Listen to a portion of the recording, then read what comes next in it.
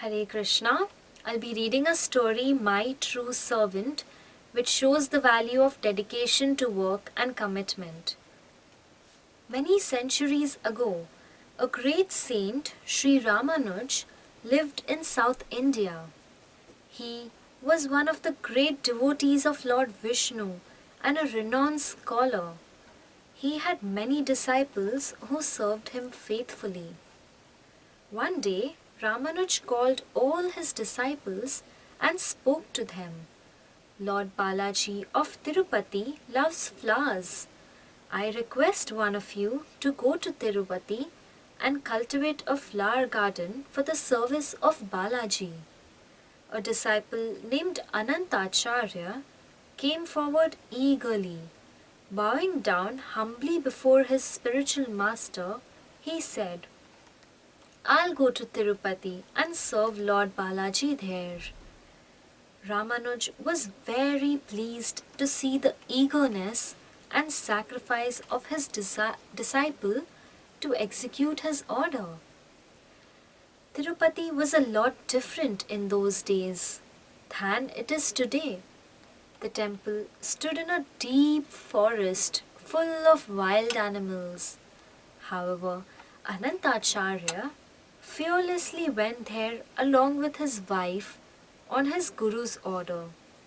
In Tirupati, he and his wife established a beautiful flower garden. He then planned to build a tank for storing water. So he started to dig the lands for the tank. Lord Balaji was very much pleased by their great service. One day, a little boy appeared in front of Anantacharya and offered his help to throw away the dirt, which he was digging out. Anantacharya told the boy, This service is my life. My spiritual master personally gave me this order to maintain this garden. I want to do this service myself. Saying so, he declined the boy's offer. However, the boy pleaded with him again and again, but Anantacharya did not agree. After many futile attempts with him, the boy went to the wife of Anantacharya and offered to help her throw the dirt. She too politely refused to share the gardening service with the boy. Not one to easily give up, the little boy pleaded her many times for the service. Anantacharya was tiling the garden ground, and all the dirt was disposed of by his wife in a distant place. Thinking for a while, the boy came up with an idea and shared it with the lady. He told her that since she had to carry the soil walking a long distance, perhaps he would help her by carrying the soil for half the distance. The plan was that she would get the dirt from the garden where Anantacharya was working and bring it to the boy, who would then dispose it off in the dump yard. Taking pity on the boss, she agreed to his plan. The lady would carry the dirt for a little distance, and the boy would take the bucket from her and carry it for the rest of the distance. After some time, Anantacharya started to notice how his wife was finishing her task and returning so fast. Filled with wonder, he asked her the reason, and his wife then narrated how the boy was helping her carry the dirt. Anantacharya was very upset and angry with him. Wanting to punish him, Anantacharya started chasing him for taking away his service to his lord. Feeling afraid of him, the boy ran with all his breath. Finding no place to hide, the boy climbed onto a tree. Anantacharya too came under the tree. Figuring out a way to pacify Anantacharya, the boy said, I know you are angry. Forgive me if I have offended you. I will give my valuable garment and earring. Anantacharya pretended to agree with him. When the boy got down from the tree, Anantacharya immediately started to chase the boy, holding a spade in his hand.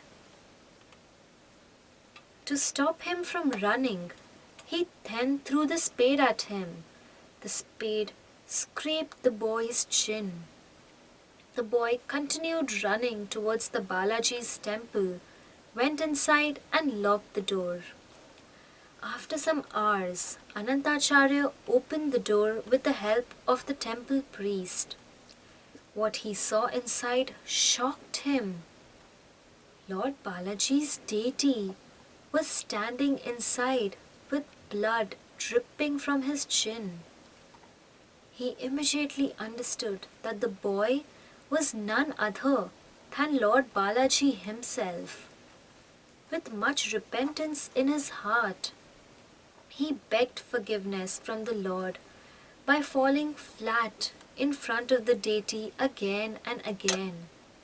He then prepared the medicine using some herbs and camphor and applied the paste on Lord's chin.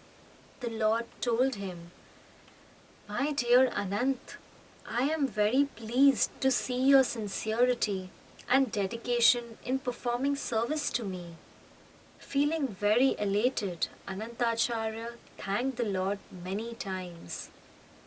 Later, Anantacharya continued to maintain the garden with his wife.